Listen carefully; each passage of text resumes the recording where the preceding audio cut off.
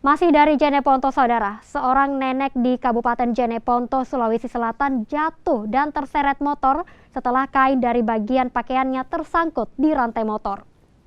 Menurut warga yang melihat kecelakaan tunggal ini, ketika pakaian nenek tersebut tersangkut di rantai motor yang membuat korban terjatuh dan terseret.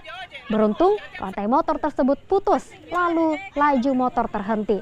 Warga yang melihat kecelakaan ini kemudian menolong korban. Polisi yang tiba di lokasi langsung mengevakuasi korban ke rumah sakit. Akibat kejadian ini, jalan poros Jeneponto Bantaeng macet karena banyaknya warga yang berkumpul di pinggir jalan. Baru saja ada laka tunggal ini ya di lokasi jalan poros ini, jalan poros Jeneponto Bantaeng. Tempatnya ini di Lumpua. Jadi kronologisnya itu bahwa pengendara yang dibonceng ini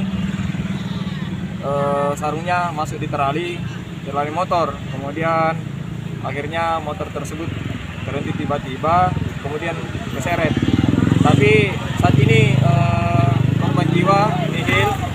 Untuk korban sendiri yang perempuan ini sementara dibawa ke rumah sakit.